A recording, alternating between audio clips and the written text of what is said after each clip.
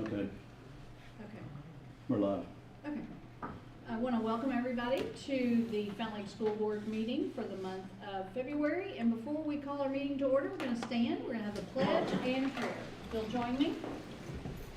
I pledge allegiance to the flag of the United States of America and to the republic for which it stands, one nation, under God, indivisible, with liberty and justice for all. Remain standing.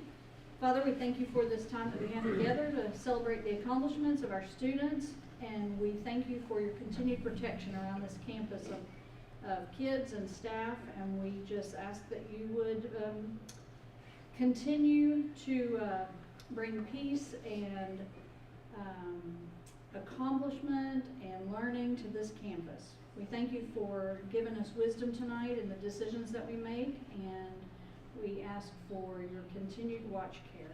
In Jesus' name I pray. Amen. We will call our meeting to order. We are missing Corey and Cindy tonight. Corey was called on a work assignment, and Cindy is out sick. So we're missing them tonight, but we are going to get started with the rest of us. And first thing we're going to do is we have some recognitions to do, and Miss Blevins is going to do some junior high all-region band awards. You want to come up?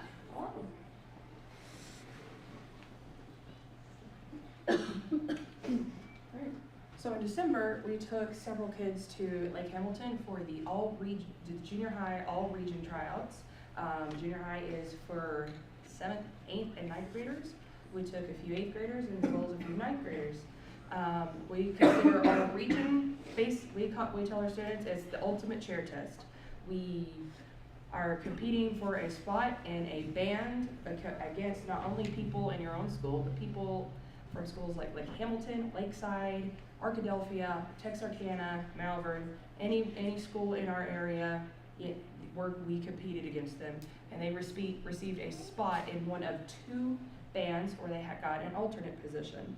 And we had 13 students make an alternate position or the all-region band, and we were ready to show them off. Claire Bates is our first one. She plays baritone and got first band, third chair.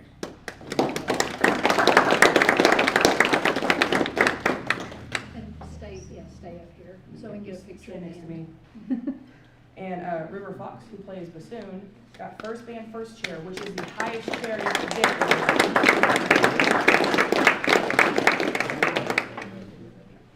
JC Colbert, first band, 16th chair. First band, 23rd chair. Haley Wilkes. Oh, my bad. There's a lot of us. Might want to hold your applause. Go ahead. We will. Haley Wilkes, Sinai Richardson, Haley Helfrich, and Madeline Hill. They've all got alternate on clarinet. Dason Rhodes also received an alternate spot on tenor sax, which is pretty awesome. Kyler Calicote received first band, 6th chair. He couldn't be with us today, but Braden Plummer is. And he got second band, 13th chair. Good job, Braden. And last but not least are 2 of our very talented freshman tubas, Sean Williams and John Harden. Both got first band. John got 3rd chair, and Sean got 6th chair, excuse me. And those are all of our students that received a spot in the all-region band. Congratulations. Okay, if parents want to get a photo, you're welcome to come stand up here. And then Hayden is going to get a photo. I'm sorry, I'm not trying to photo mine. Can you get everybody in the same frame? Okay, good.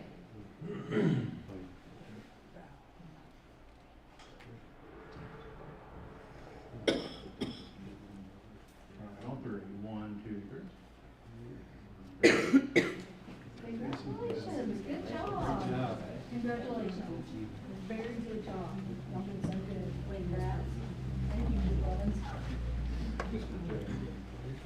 Okay.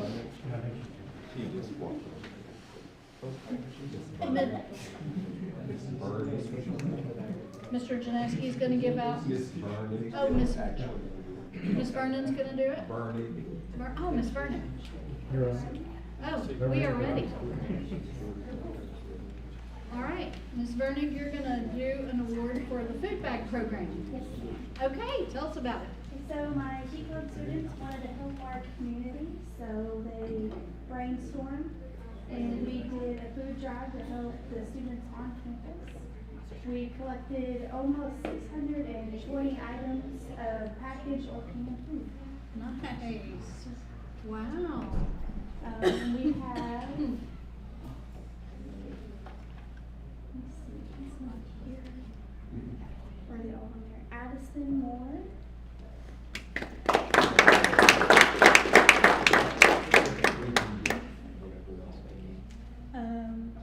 Hayden Wilson.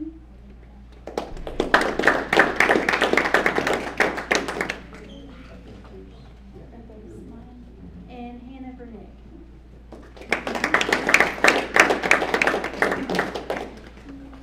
And not here is Liam Peters and Saxon Green.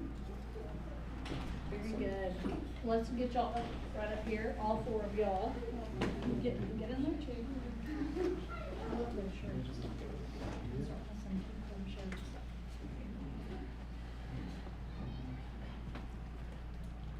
Three, 1, 2, 3. Very good. Thanks for Great doing job. that.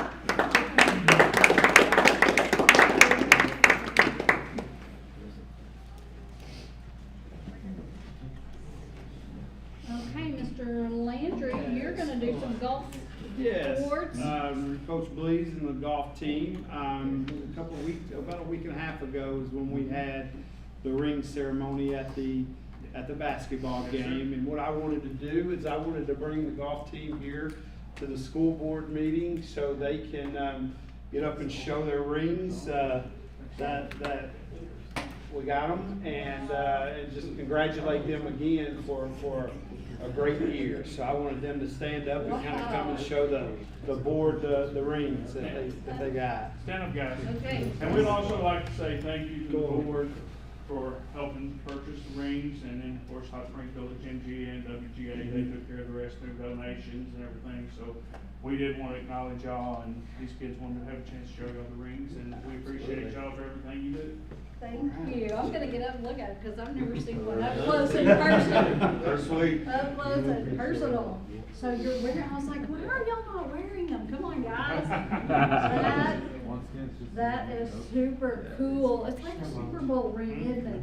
Isn't that cool? Hey, y'all make your way over there for a picture. Yeah. we'll get Hey, pictures. and wear them. Yeah, that's impressive. Yeah, just like you're fine. I will.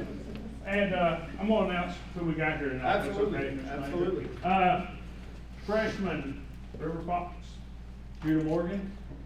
Sophomore, Cooper Buss. Do we have any juniors? Juniors, Trey and Dylan, I got him coming back, I forget him. And Cole Thomas, with seniors Austin Pennington and Colt Carton.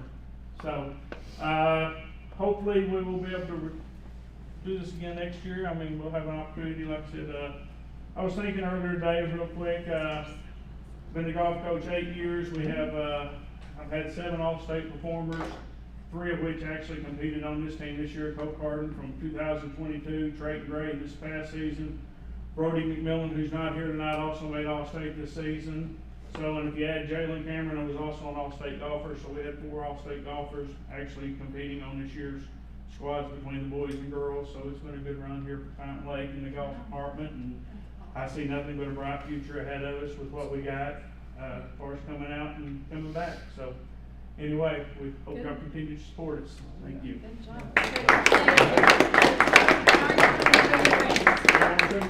Yeah, you gotta show them. How are you gonna do that? There you go. There we go. You ready? All right, on 3. 1, 2, 3. Very good. Thank you, guys. Oh, that is awesome. You did have Yes, they're really nice. They are. Like, man, that makes me want to go back and do something like me. Those are some of the nice stuff. Those are blingy. I like them. Guys, appreciate it. Take care, bud. Appreciate y'all. Okay, one more. Mr. Stage is going to do an award for an essay contest. Yeah, so the Elks Lodge here in town, they do an essay contest every year, and it's usually something related to Americanism, patriotism. So I believe the essay, you can correct me if I'm wrong, Oakley, was "What does patriotism mean to me?" Is that right? Yeah. So they did an essay on patriotism, and this is against all of the kids in the entire county. Callan had a basketball game tonight, so he had to be there, so we're going to get him next board meeting. But Callan won first place against all the kids in the county, and then Oakley won third place. So Oakley come up.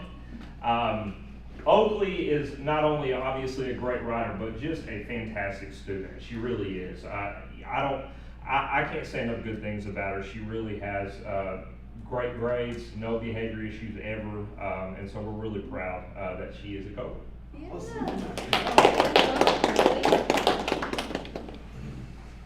And did you bring your essay to read it to us? I know we should. We'd like to hear I'd love to that. hear it. Yeah. Thank you. Congratulations. Oh, one more. All right, 1, 2, 3. Very good. Congratulations. Awesome. Good job. You got that good writing. That'll serve you well.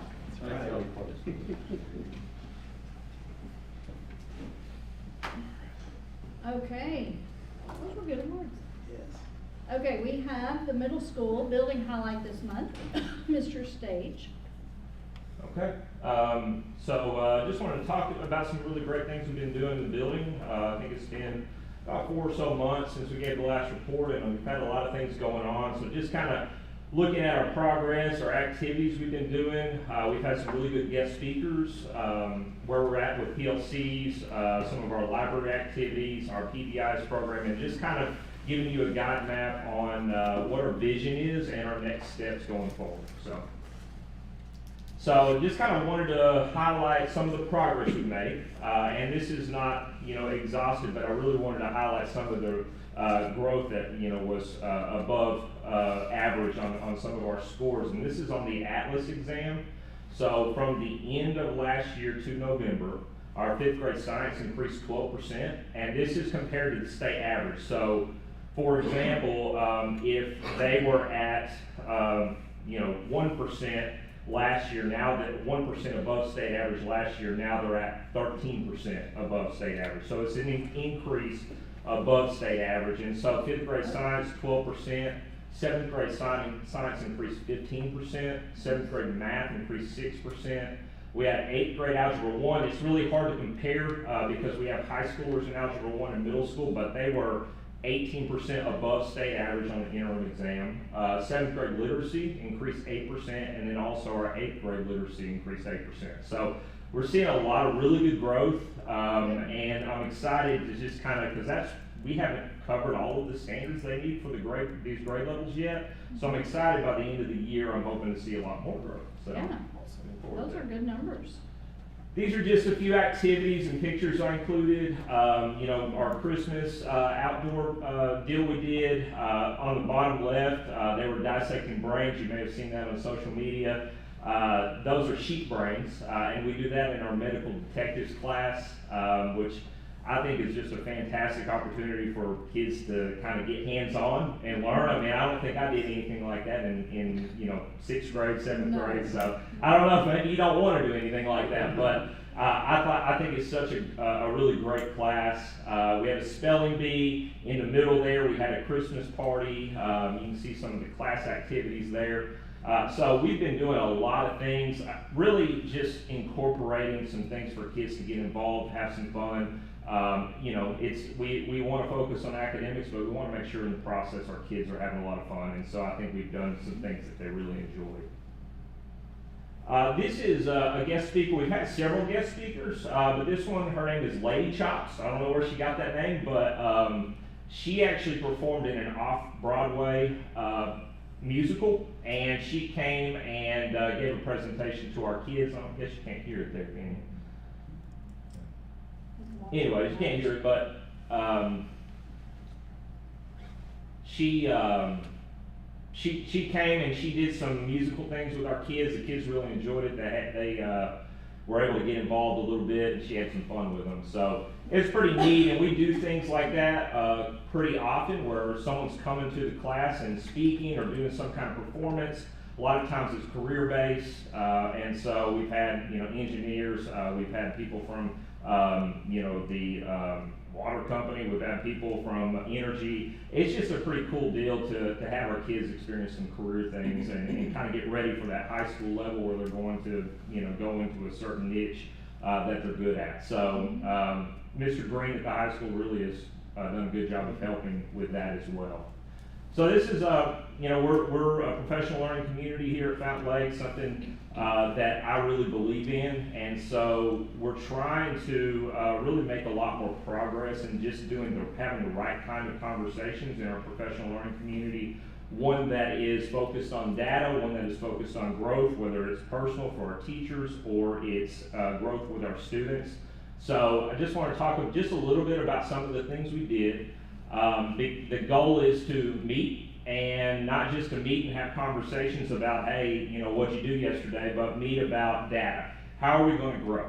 So we have, since the beginning of the year, one thing we've done is we really wanted to identify what are the standards in each grade level that we want our kids to know and be able to do by the end of the year.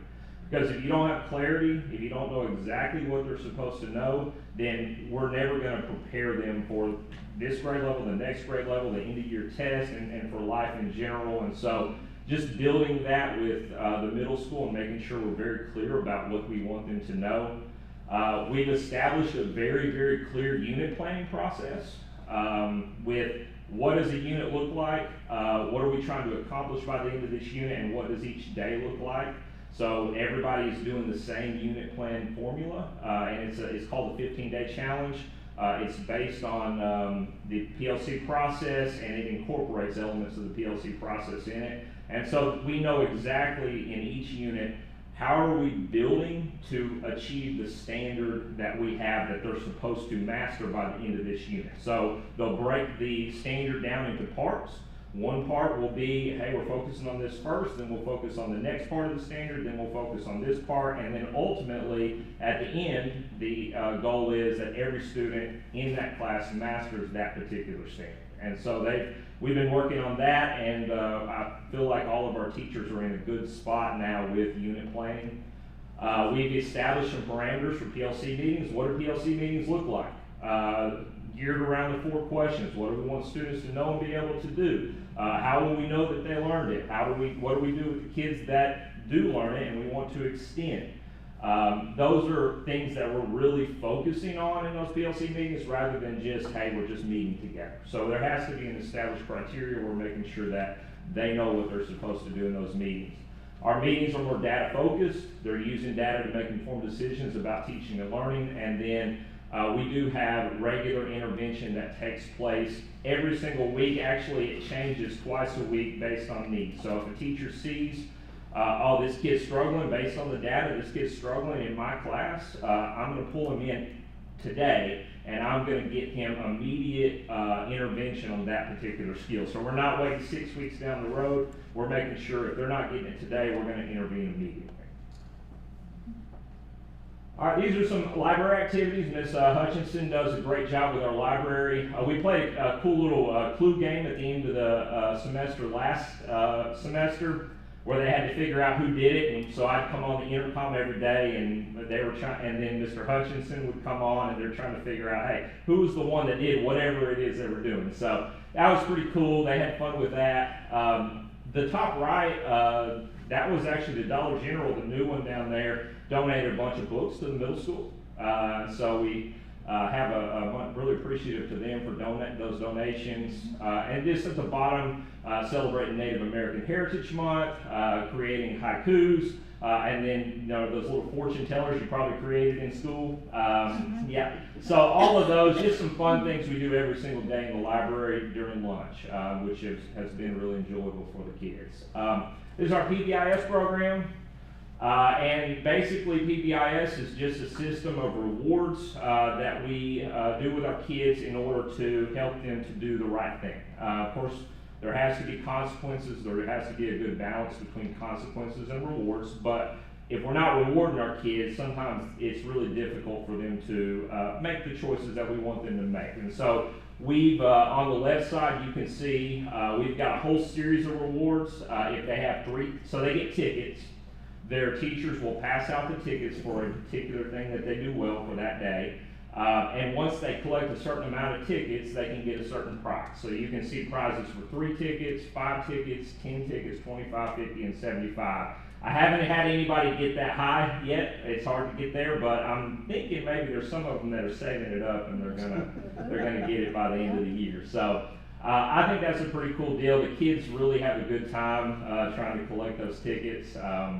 One kid made me do PE one day to take his place in PE, so I didn't know it was going to be PE. I thought it was going to be an academic and just sit there, but no, they made me go and do some dodgeball, which actually ended up being pretty fun.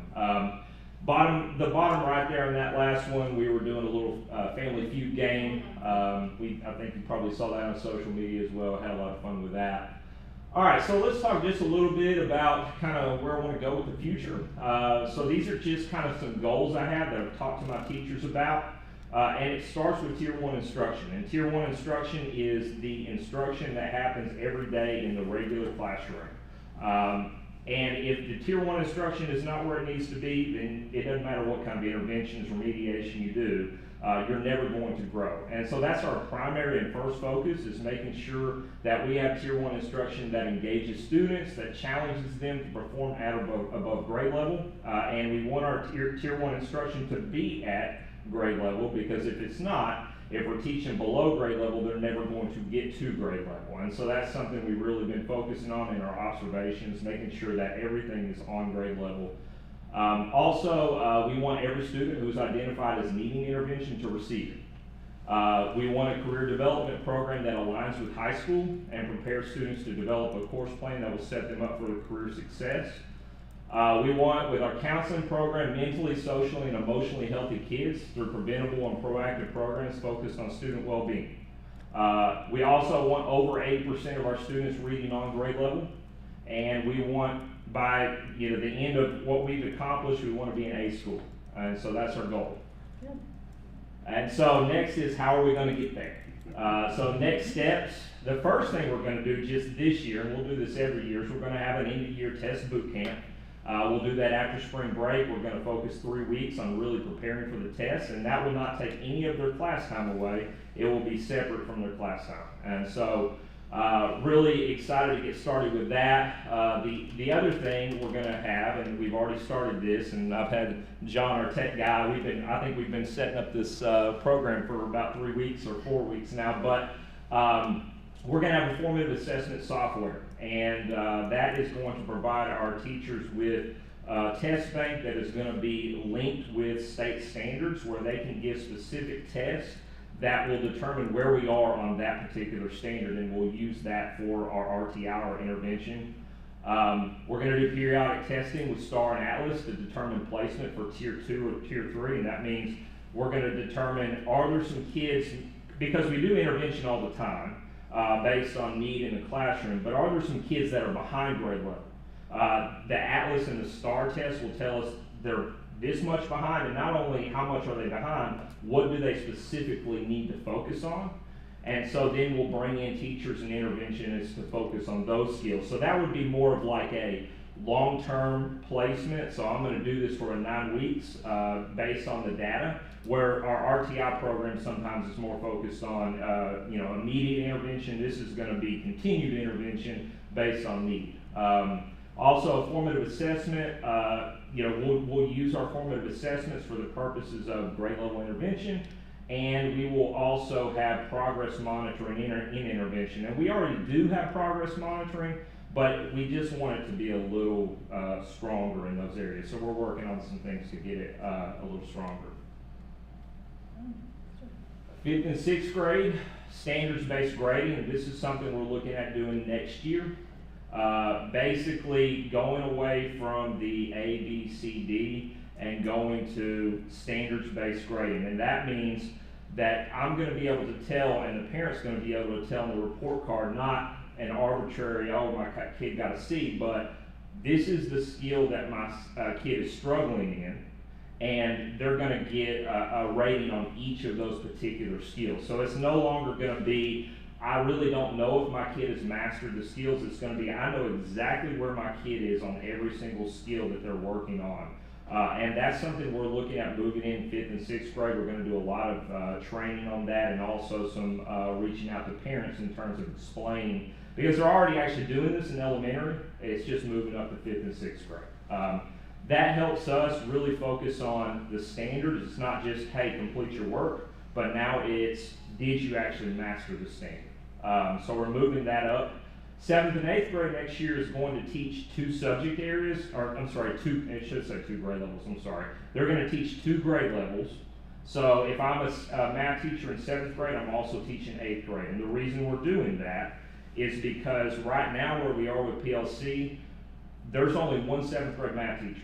I can't collaborate with anybody if I'm a 7th grade math teacher and I don't have another 7th grade math teacher. I'm having to try to collaborate with other grade levels, but it's apples to oranges. So if we have them teaching 2 grade levels, it does a couple of things. One thing, it allows me to have conversations about, okay, if your students did the same unit that I'm doing, but your students didn't score as well as my students did, what did I do that can maybe help your students and vice versa? So those common conversations are very helpful. The other thing it does is, if we do have a situation where, and it's very rare, but we have to move a student out of a particular classroom for a situation in that grade level, maybe with another student or something like that, we have another teacher to move that kid to. So helps in a lot of different areas, but I really think it's going to grow our collaboration in our PLC process.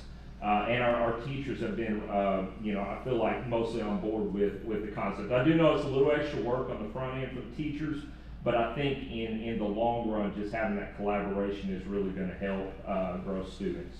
And then 2026-27, we're trying not to do this all at one time with all grades, so then we're going to flip it. We're going to move 7th and 8th grade, they're going to have standards-based grading, and then 5th and 6th grade is going to teach 2 grade levels.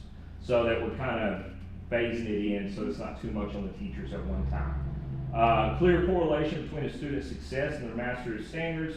Our RTI team meetings to determine placement for students. So this would be, and elementary is doing this now, we would have regular, once every 6 or 7 weeks we would meet as an RTI team to look at all the data on all of our kids and help determine placements for the next grading period. So we'll have an RTI team. Also looking at adding a strategic reading class, which will help some of our kids that are struggling with reading. We're looking at some additional intervention classes during our project time, and then we're going to have specific PD days during the summer focused on curriculum development and Tier 1 instruction. So, does anyone have any questions about any of that? Who makes up the RTI team? I mean, is it just teachers? Who? Yeah, so it would be the teachers.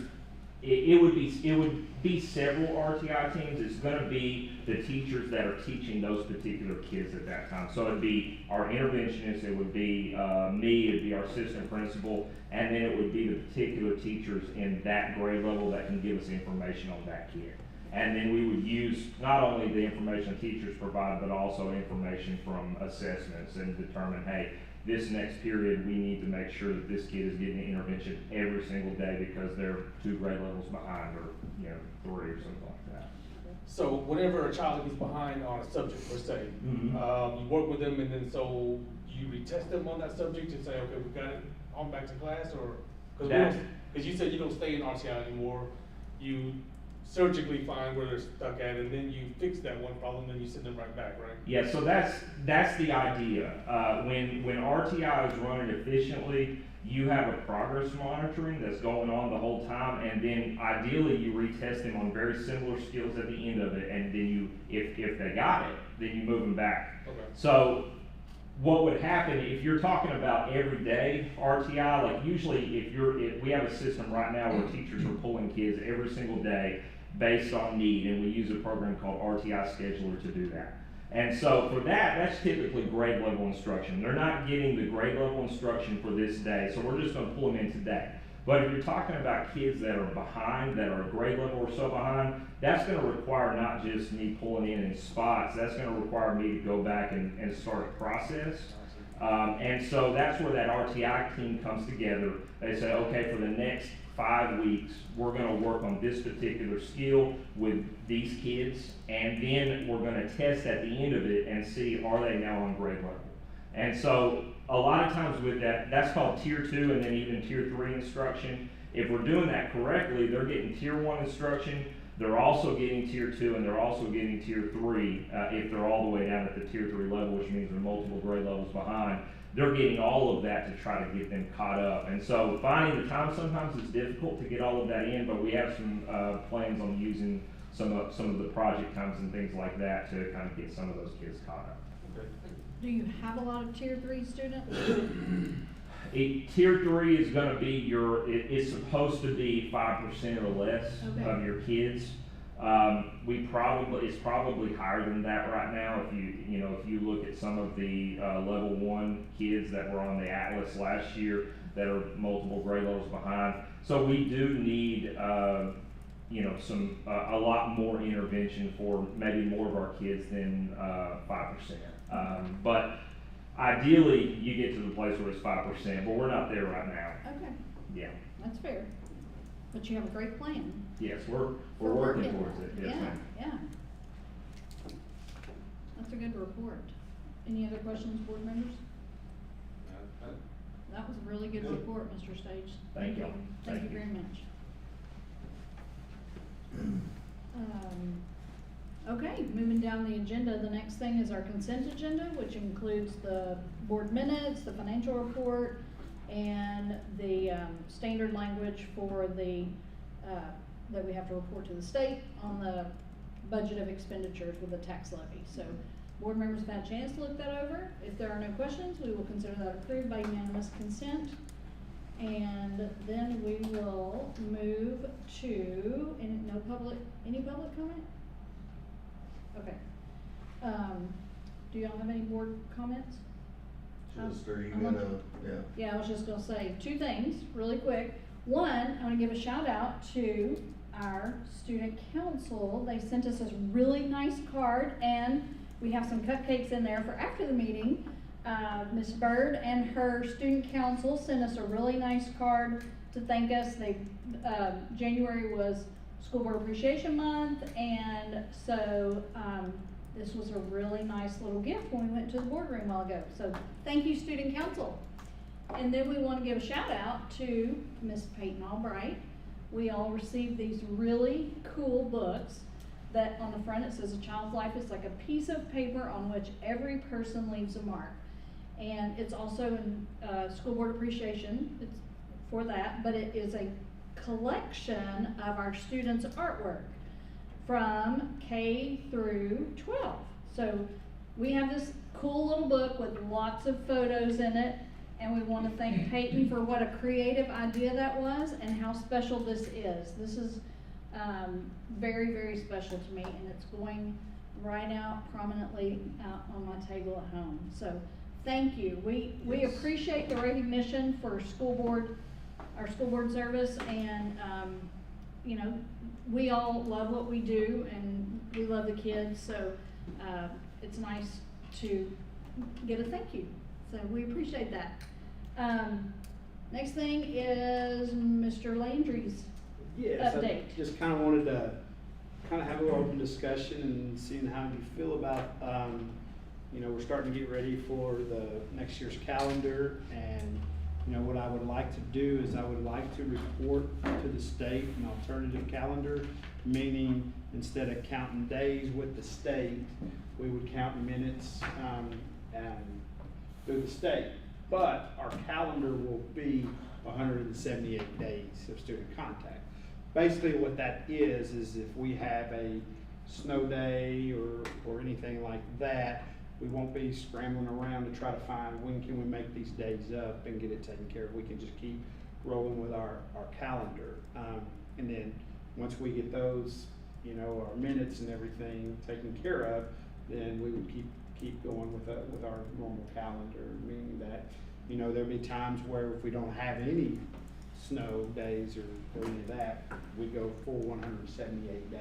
Right. Now, if we have snow days, then we would just not have to make those days up because we report it to the state.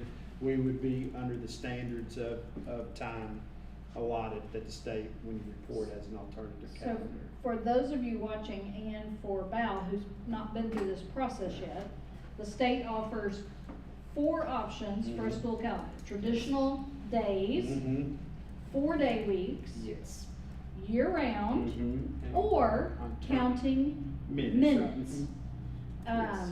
Which seems like a strange concept, It is. but essentially they count up how many minutes of instruction time, how many Mhm. minutes kids need to be at school every year. So, and what is that number of minutes, do you know? Well, it kind of goes with our schedule, 6 hours and 30 minutes a day. Okay, averages, Mhm. 6 hours and 30 minutes. Mhm.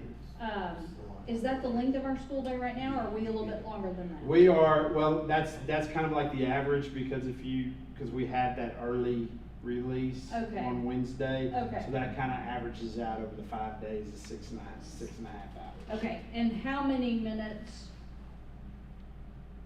are required? How many are, 1,098 hours for a school year for the state. okay, so, It's kind of confusing. it is, so 1,098 hours, Mhm. right? But if we go our regular 178 days on our current schedule, We're well over. we are over 1,098 Mhm. hours. So so if you tell the state we're operating on a calendar of hours, nothing changes on the look of our calendar because Exactly. it's still 178 days. Mhm. But let's say you have a snow day and you miss that 6.5 hour day. But because your grand total of those days exceeds 1,098, you don't have to make that day up. Does that make sense? And we met with a person before. Yes. Val.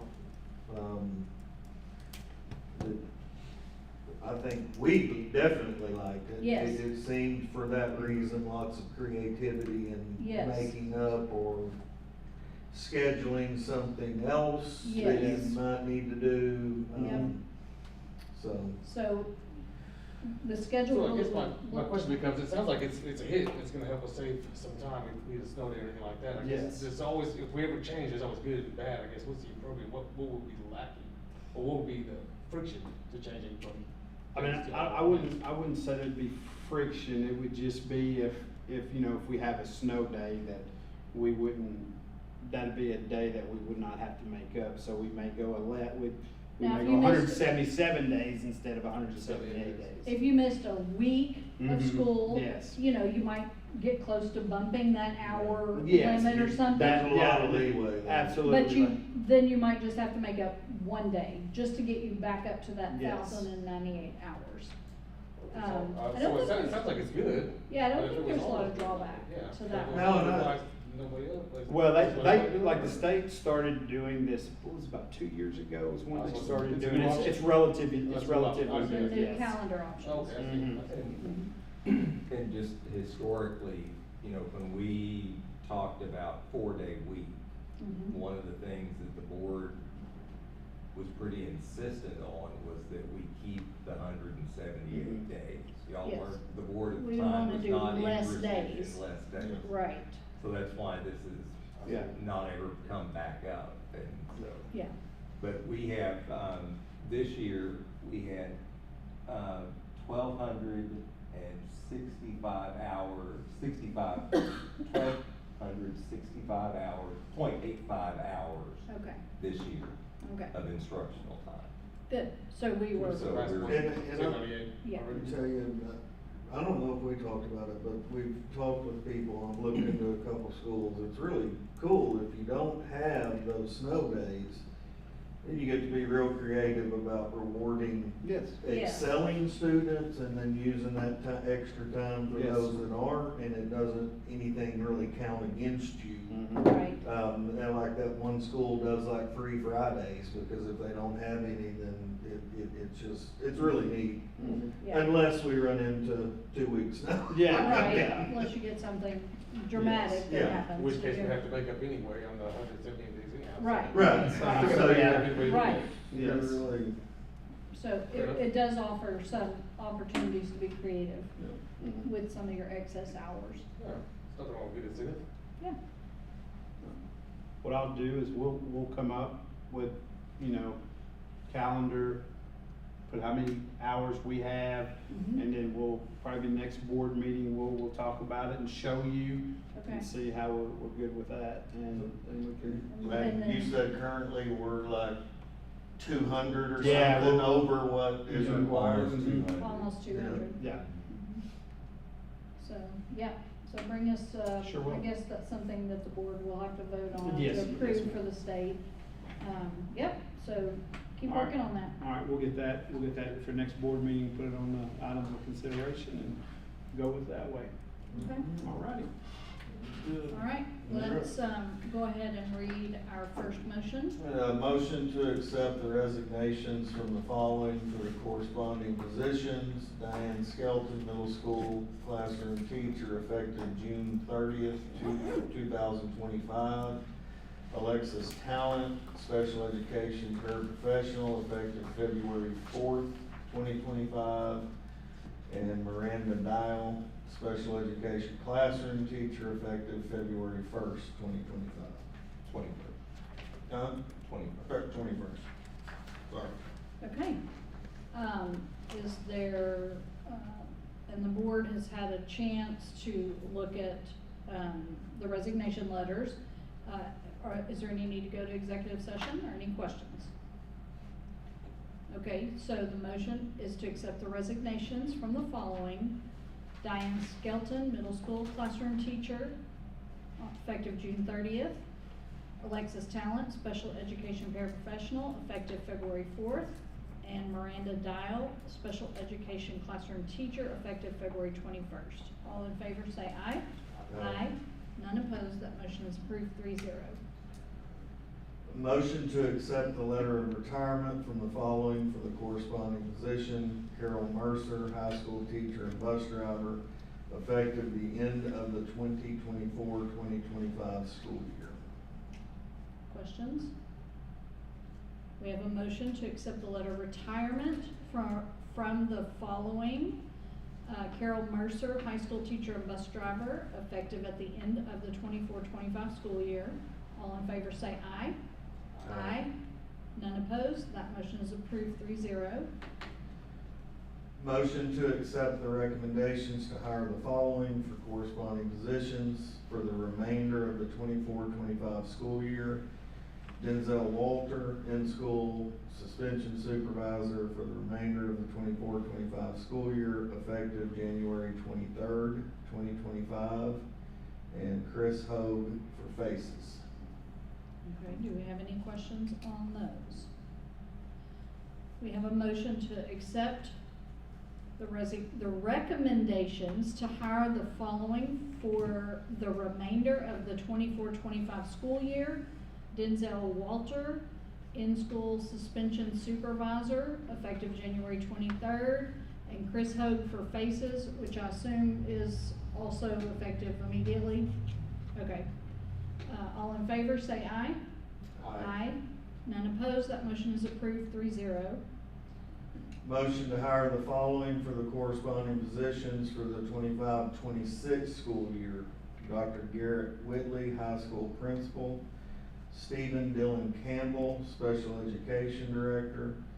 Cody Lambert, district director of athletics, transportation, school choice, and insurance. And Megan Hopkins, district administrative assistant.